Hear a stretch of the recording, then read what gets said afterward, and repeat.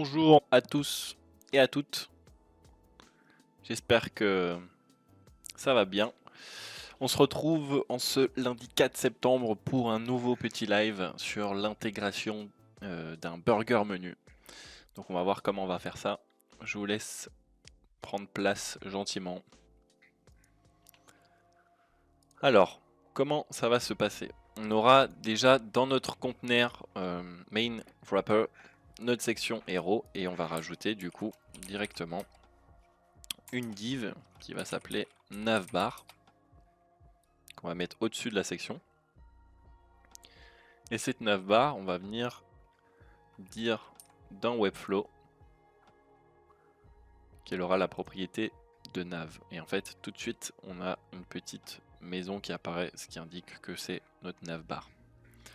Ici, sur le body, on va venir personnaliser la couleur. Pour ce test-là, ça va le faire. Hop. Voilà. Hop. Donc ça, je me mets ça du bon côté. Tac. Voilà. Et du coup, dans cette navbar, on va commencer à intégrer directement, hop, une div qui va s'appeler nav trigger. Et c'est cette petite div qu'on va venir trigger avec le clic. Mais avant, on va le mettre tout ça dans un conteneur. Hop. Container large. Voilà.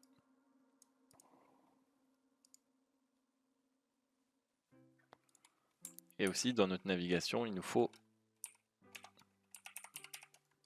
hop, notre branding. Donc en l'occurrence ici, on va mettre notre image, le logo de Petit Hack. Et on va venir régler du coup la largeur du logo en fonction du conteneur. C'est-à-dire 8% à peu près, ouais, 5%, 6%, voilà. Hop.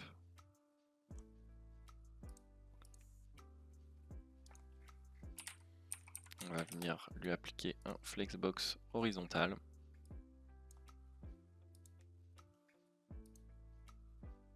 Un justify space between. Voilà.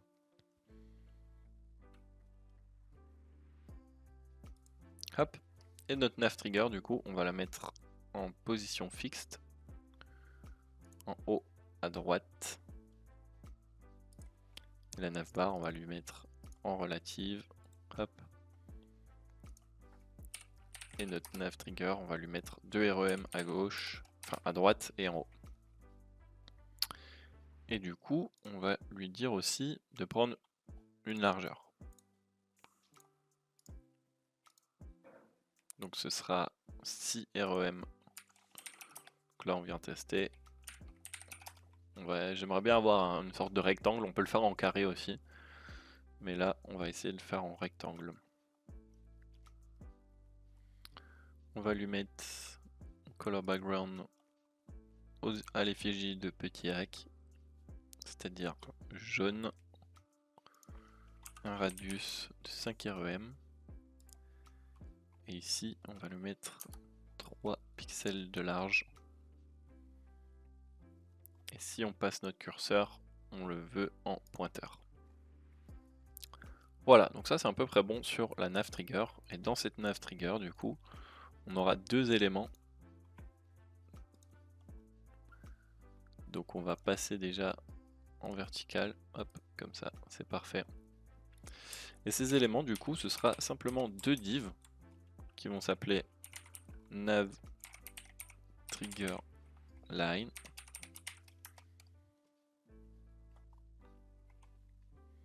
Et ça, du coup, ça va faire 2 REM de large et 2 px de haut.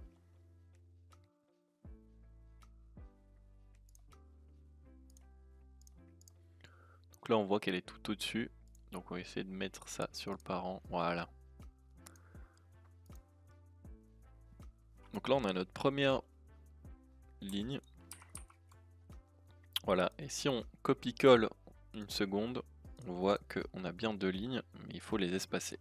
Donc pour ce faire, on va mettre un combo class et on va le mettre is first et ici is second. Voilà.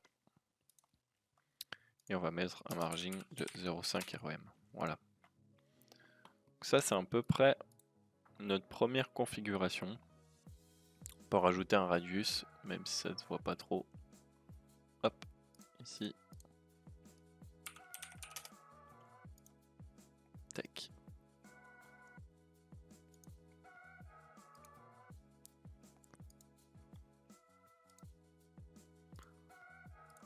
On va grossir légèrement le logo.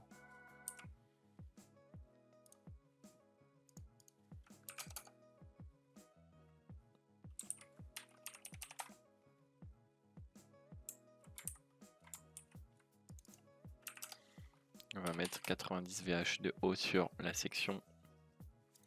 Et la navbar, on va lui mettre 10 VH. Comme ça, on est à peu près bon. Voilà.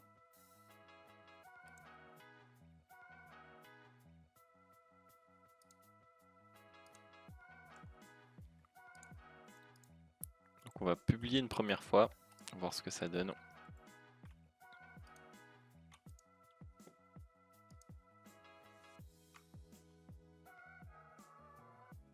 Donc là on voit que le logo est ici. Il faudrait peut-être mettre notre navbar. Alors si on l'enlève et qu'on la met en relative, ça peut fonctionner aussi je pense.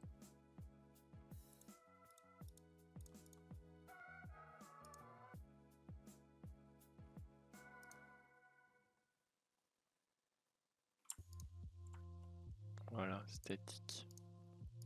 Hop. L'idée de la position fixe, c'est si on a un grand site, c'est-à-dire qu'on peut scroller, cette navbar elle reste en haut. Mais ici, vu qu'on n'a pas à scroller, voilà, on a juste besoin de ça. Voilà, et puis on va rajouter du coup sur cette nav trigger, donc on est bien en relative.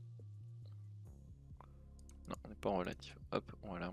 Et du coup, on va lui rajouter une petite image de flèche pour inciter les utilisateurs au clic. Comme ceci, et on va l'appeler img arrow. Voilà. Celle-ci, on va la mettre en absolute.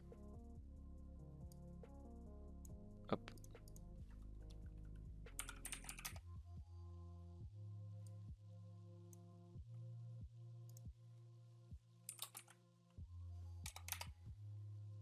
Voilà. Et puis on va la mettre un peu moins grande, 90%. Voilà. Pour qu'on incite au clic. Super. Donc voilà, là on a notre structure de base en HTML. Et du coup, on va pouvoir commencer notre overlay. Qu'est-ce qu'un overlay? Ça va être une div qui va être pas tout le temps affichée. Et on veut l'afficher seulement au clic. Donc pour ce faire, on va quand même dans notre nav trigger, ici. Et on va la mettre sur la même ligne que le nav trigger, c'est-à-dire dans le conteneur, ici. Hop. On va l'appeler nav overlay. Hop. Et du coup, cette nav overlay, on va lui dire d'être en fixed.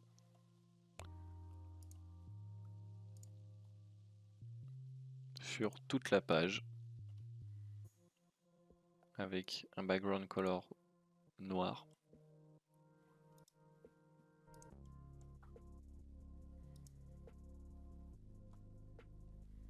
Et du coup, un z-index de 1. Voilà. Un z-index de 5. Et puis du coup, là, je suis en train de voir qu'il y a un z-index ici. Donc on va le mettre à 1. Voilà. Donc la nav overlay doit être forcément au-dessus de tout pour que quand on clique sur le bouton ouvrir le menu, la nav overlay s'ouvre. Donc on lui dit bien de prendre 100% de la largeur de l'écran et 100% de la hauteur. Hop. Ça c'est bon. Et puis, je sais pas si vous vous souvenez du tuto qu'on avait fait sur le gradient, mais sur cette nav, on va mettre une petite texture noise. Donc ça va aller dans une nouvelle div. Hop. Et du coup, cette noise, on va le mettre en absolute. On voit bien qu'il est par rapport à la nav overlay. En 100% de haut, 100% de large.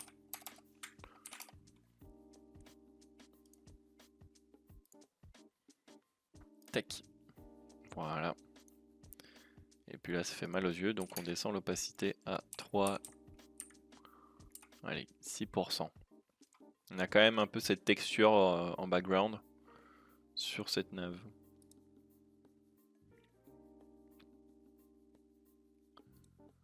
Voilà. Et du coup, dans cette nav overlay, on va pouvoir poursuivre notre intégration. Donc là, l'idée, c'est de venir mettre notre menu avec les différents liens de notre site web. Donc tout ça va venir dans un conteneur large.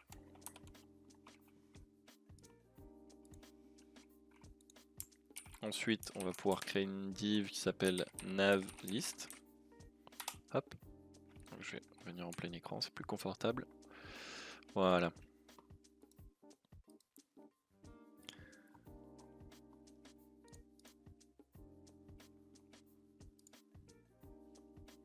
Et dans cette navList, on va lui dire d'être en flex vertical, hop, sur l'intégralité.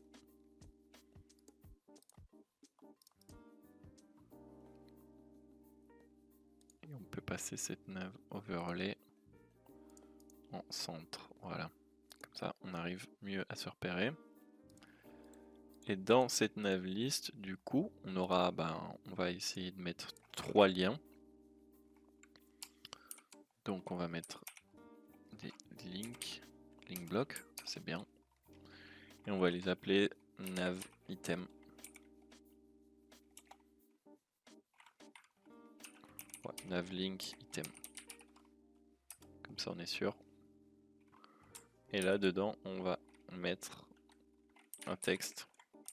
Voilà. Qui va s'appeler nav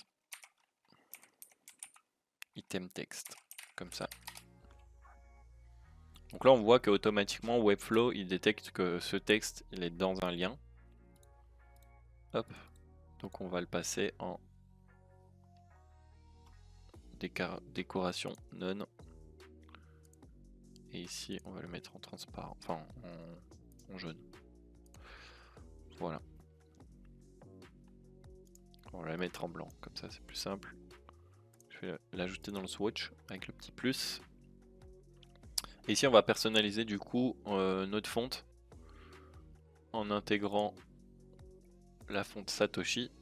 Donc ça je l'ai fait au préalable dans le projet puisque c'est une custom fonte et ce n'est pas une fonte Google. On va venir la mettre en hop, home. Alors le noise il est bien gentil mais le conteneur doit passer avant.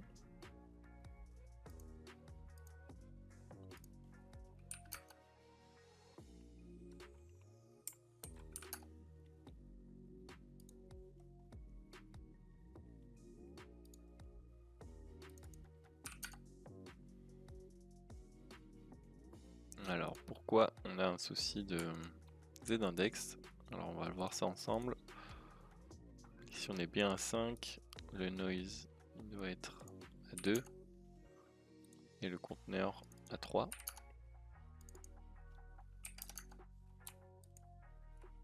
Voilà.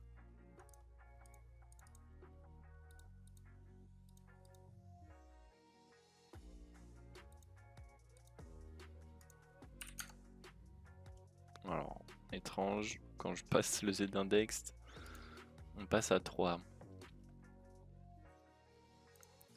Donc, je vais passer toutes ces sections avec 2. Voilà. Et là on arrive à sélectionner. En fait j'ai ajouté les Z-index sur plusieurs couches pour qu'on puisse justement sélectionner le noise, le nav overlay et ici le texte. Alors ici on a dit que ça va être du coup nos liens. Donc on aura en gros 3 liens. Hop. Donc là on peut directement sélectionner cette page et quand on sélectionne la page sur laquelle on est, on voit que le lien est ajouté current ici. Donc on peut personnaliser le lien, hop, ici. Et les autres, du coup on va les passer en jaune. Hop, voilà. Et on va pouvoir mettre website. Hop, et ici on va mettre Twitch.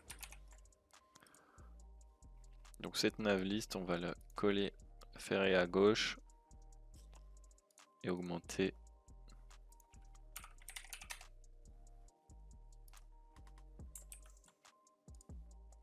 Hop, donc je sélectionne bien ça, 5 REM avec 1.5. Voilà, ça c'est cool. Du coup la current, on veut appliquer voilà un effet italique dessus. Donc bienvenue aux nouveaux arrivants, on intègre un burger menu custom sur Webflow. N'hésitez pas à poser vos questions et à vous présenter. Ici c'est chill. Hop, donc on a bien custom le current. Hop, donc ça c'est bien en black. On va laisser en bold.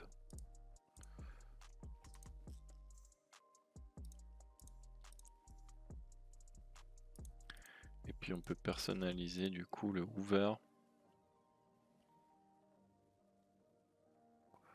On va mettre une transition de 300 ms. Donc ça on vient personnaliser un hover, c'est-à-dire quand on passe notre souris dessus, on aimerait que quelque chose se passe. Et ici du coup en l'occurrence,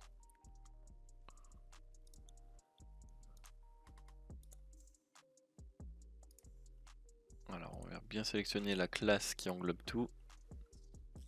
Sur les transitions, hop.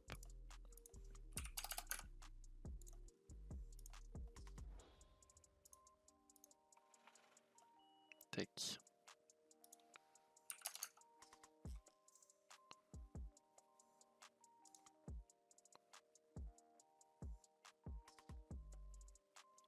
Voilà, on peut faire quelque chose comme une opacité, ça fonctionne bien, c'est rapide. Mais on va mettre un peu plus, voilà. On peut venir aussi mettre un underline, mais pour l'instant, j'ai bien envie de juste faire une opacité comme ça. Hop. Donc là on est good. Donc ça fonctionne, hop.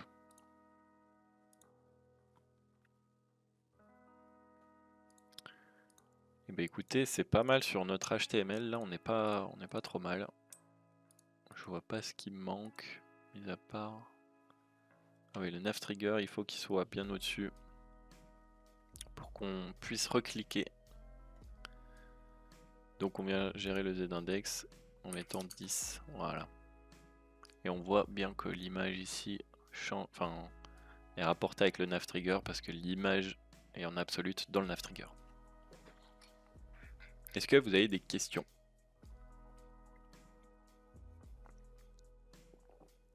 Ça a l'air d'aller. N'hésitez pas. Alors maintenant ça va être intéressant parce qu'on va faire toute notre animation qui est gérée en JavaScript, mais du coup on va passer dans l'interaction. Donc pour ce faire, on va déjà masquer la nav overlay parce qu'on ne veut pas l'avoir, on veut pas qu'elle nous gêne. Voilà. Et du coup, on va mettre une première interaction sur notre nav trigger ici. Donc on vient dans interaction, on clique sur notre élément parce qu'on veut trigger cet élément au clic. Donc là, une nouvelle fenêtre s'ouvre et on peut créer du coup une nouvelle animation. avec le petit plus ici. Et on va l'appeler nav trigger click et on va mettre in. Hop. Voilà. Du coup, on va configurer notre état de base sur ce bouton. Et ça commence simplement par la nav overlay. Donc on vient la sélectionner ici, plus hide show. Et sur cet état de base, donc on vient cocher cette case, hop, on veut masquer notre overlay. Parce que au chargement du site, on ne veut pas que le menu soit ouvert. Et ensuite, on vient mettre... Donc l'idée c'est de, quand on clique, c'est d'avoir une première animation de ces deux lignes qui passent en croix. Et ensuite d'afficher la div nav overlay qui arrive en second temps. Mais pour configurer ça, il faut déjà lui dire un état de base. Hop. Donc on vient ouvrir ça et pour cibler du coup nos deux lignes, qui je vous le rappelle s'appellent nav trigger line, his first et his second. Donc on vient la sélectionner, hop, et on vient lui dire sélectionner move. Et ici on lui dit de prendre la position 0 REM. Donc on fait exactement la même chose mais avec notre seconde ligne. Donc on voit bien que c'est marqué seconde ici et first. Donc là c'est bon. Et on va faire la même chose pour la rotate. Hop. Donc first rotate. En Z on veut 0 degré. Donc là on a bien la first. On duplique. On la glisse dessous pour avoir l'état de base. Et on change notre target. Hop. Change target. Voilà. Donc là on a bien his second, his first. Voilà. Donc là on a notre move, notre rotate. Et du coup on va mettre... Il manque plus que notre nav qui elle est déjà cachée. Notre nav overlay. Mais on va lui mettre move aussi. Donc on va changer la target. Hop. Et ici en Y on va lui mettre moins 100. Moins 100%. Pourquoi? Parce qu'on aimerait que l'état de base de la nav overlay, donc la div qu'on a configurée avec nos différents liens, on aimerait qu'elle soit à moins 100% en haut. Pour que quand on clique sur le menu, cette nav descende progressivement. Donc ça, c'est nos états de base. État de base, pardon. Ensuite, au clic, donc 000, on vient lui dire d'afficher notre nav overlay. Hop. En display flex ici. Et venir rotate du coup nos différents. Donc on va reprendre en fait tout ça et on va venir le changer. Hop, duplicate, tac. Et du coup move, donc ça on va le gérer ensuite après. Mais rotate, on aimerait par exemple avoir une rotation sur la first de 45 degrés pour avoir cette fameuse croix. Donc ça c'est sur la seconde, nous on aimerait sur la first, hop, voilà. 45 degrés, hop. Et ici du coup la seconde, moins 45. Voilà, donc on voit qu'on a bien une croix ici. Hop, mais on voit que cette croix elle n'est pas centrée. Donc ce qu'on va faire c'est move ces deux croix. Alors je sais pas si on peut du coup changer la...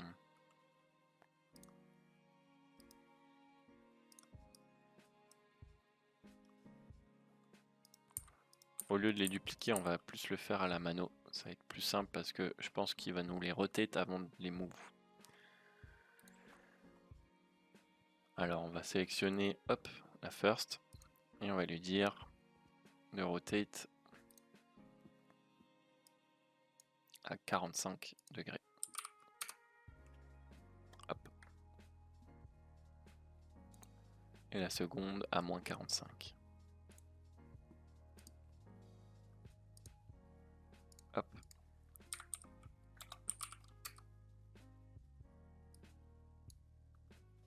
Voilà. First, seconde. Et du coup, comme je vous l'ai dit ici, on ne veut pas que ça fasse cette croix là, on veut tout aligner et ça on vient corriger avec les moves. Donc sur le first, on vient mettre, on vient resélectionner first, on clique sur le plus, move, et en Y, on vient à 0,3 REM. Voilà, pour redescendre ici de centré. Et ici, on va mettre sur la deuxième. Donc ça se fait un peu au pif. Moins 0,25 REM. Alors là, on a moins 25, ça va pas le faire.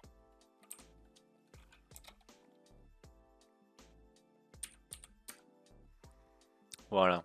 Et là, on a une bonne croix. Et il nous manque plus que notre nav overlay.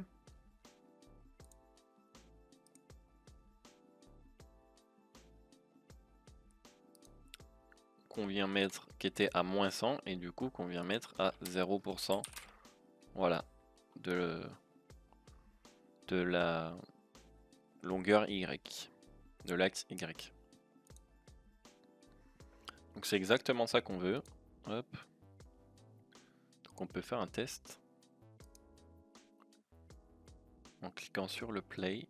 Voilà. Et on voit bien que en première partie, tout est que la nav overlay est masquée et ensuite qu'on a nos deux lignes. Et ensuite, dès qu'on clique, on a ces deux lignes qui viennent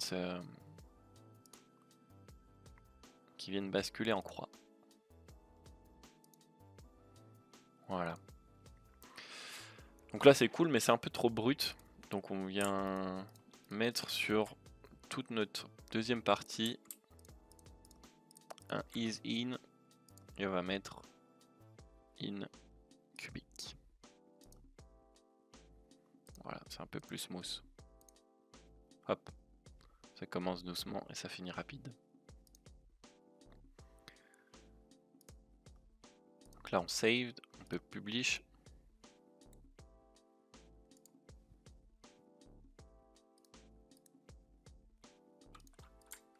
Tac.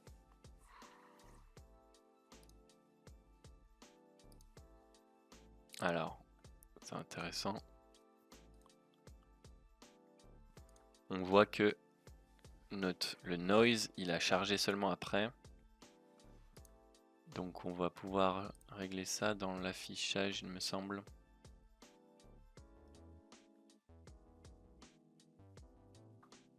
Alors si on veut revenir faire des modifs, c'est mieux d'afficher la nav overlay, hop, comme ceci. Et au lieu de mettre le noise en background, est-ce qu'on peut alors, le masquer comme ça et de mettre directement le noise comme ça? Ouais, ça a l'air bon.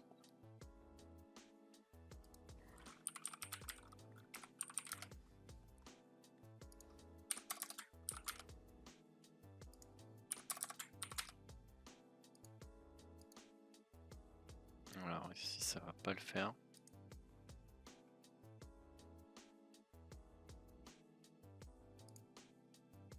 On n'a que ça. En fait j'aurais voulu utiliser l'Alt Tab. Load with page. Mais est-ce qu'on peut gérer le load ici sur le...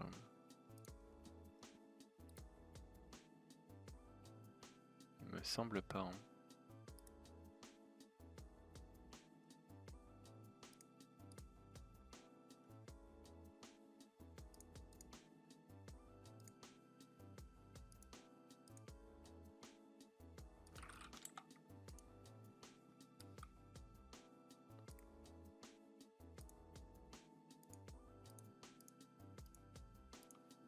On va laisser comme ça. On va voir si ça recharge.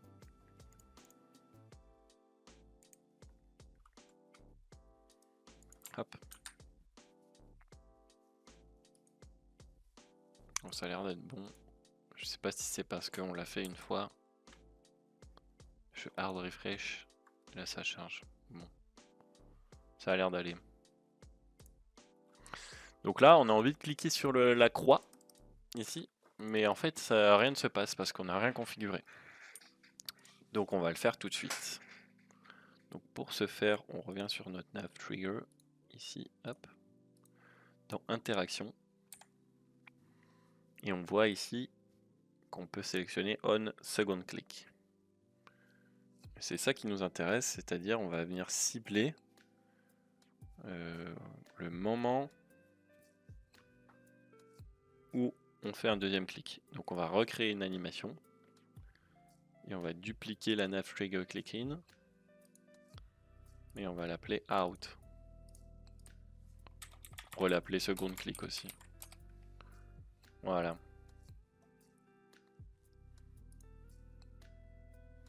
Et ici, on a déjà notre état de base, donc on aimerait qu'au second clic, on reprenne notre état de base. Donc on vient supprimer tout ça. Hop. Et on vient sélectionner ça et on enlève l'état de base. Tac. Et là, si on teste, je crois que ça ne marche pas.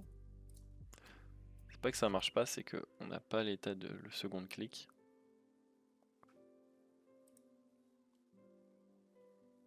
Et on va cacher notre overlay. Voilà, down, hop. On n'oublie pas de remasquer notre overlay. Hop, donc là on a bien notre clic, on clique, voilà. C'est exactement ça qu'on veut qu'il se passe. Sauf que là, dès qu'on clique, on a notre overlay qui se masque. Parce que sur notre état de base, on avait masqué l'overlay. Donc ce qu'on fait, c'est qu'on vient ici et on vient rajouter du coup notre nav overlay. On vient le move en second temps. Tac.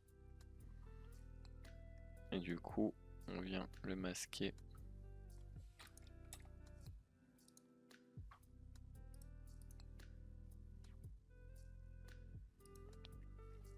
Ouais, de base, on voit que on le masque et ensuite on fait l'animation. Mais on veut le masquer après l'animation.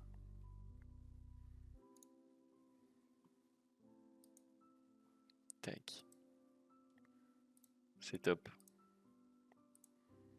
Donc là, c'est cool. On arrive à quelque chose d'assez concluant. Mais on va rajouter du coup toute une animation sur ça en out cubique. Save. Voilà.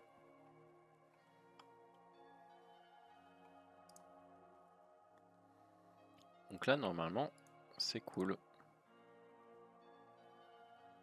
On clique une fois.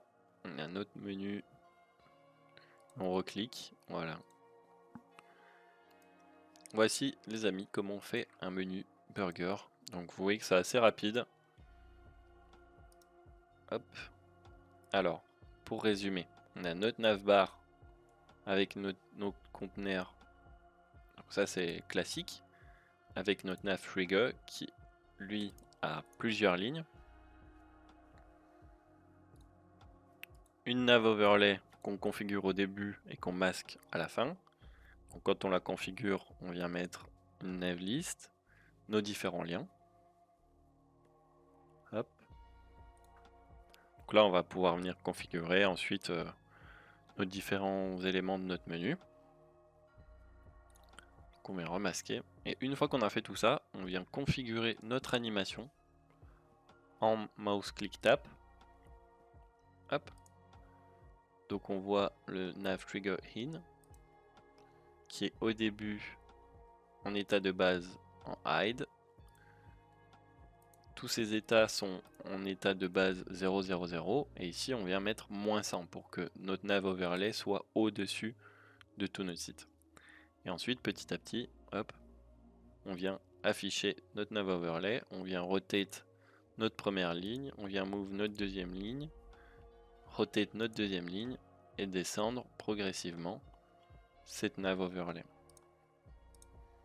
On peut même mettre la nav overlay un peu plus smooth en 0,8 ici ou 0,7. Voilà, pour avoir quelque chose de plus lent.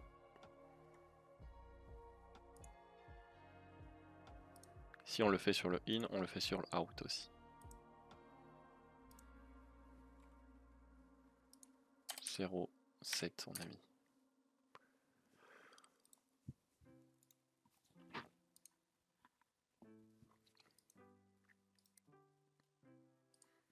Voilà, donc on a une animation assez cool. Donc on voit qu'on ne peut pas forcément scroll. Sur ça, n'hésitez pas à lâcher un like sur les clonables Webflow. Dans Made in Webflow, vous pouvez retrouver Petit Hack et venir cloner ces projets-là. Et puis sur les vidéos YouTube aussi, on est présent sur YouTube, sur la chaîne Petit Hack. Hop. Voilà. Et ici on voit nos différentes vidéos. Donc voilà, n'hésitez pas à vous abonner, à rester dans l'actualité Webflow. Et nous, on se retrouve lundi prochain sur l'intégration d'une nouvelle fonctionnalité Webflow. Et voilà, sur ce, portez-vous bien et à la prochaine. Merci beaucoup.